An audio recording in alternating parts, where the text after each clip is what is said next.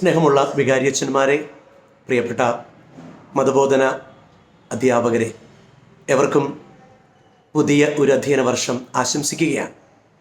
കണ്ടശാങ്കട് ഫൊറോനയുടെ മതബോധന പ്രൊമോട്ടർ എന്ന നിലയ്ക്ക് നാളെ മുതൽ മതബോധനം ആരംഭിക്കുന്ന എല്ലാ വിദ്യാർത്ഥികൾക്കും, അതിന് നേതൃത്വം കൊടുക്കുന്ന എല്ലാ അധ്യാപകർക്കും, എല്ലാ വൈദികർക്കും നല്ല ഒരു പുതിയ അധ്യയന വർഷം ആശംസിക്കുകയാണ്.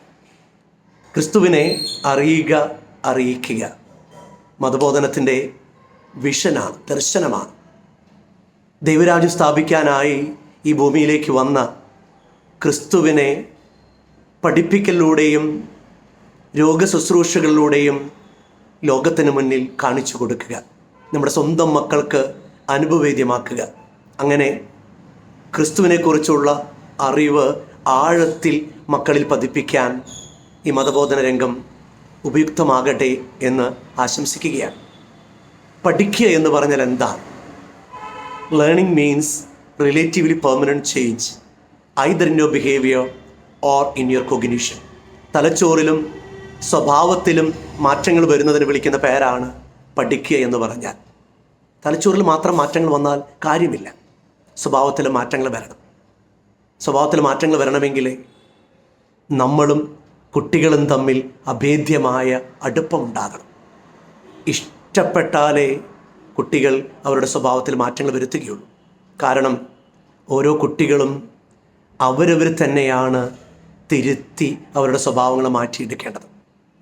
അതുകൊണ്ട് തന്നെ നമ്മുടെ മതബോധന ക്ലാസ് മുറികളിൽ 5 പദങ്ങളിലായിരിക്കണം നമ്മൾ ശ്രദ്ധിക്കേണ്ടത്. ആധുനിക കാലഘട്ടത്തെക്കുറിച്ച് പറയുക, 5 പദങ്ങളാണ് പ്രധാനപ്പെട്ടത്: data, information, knowledge, experience and wisdom.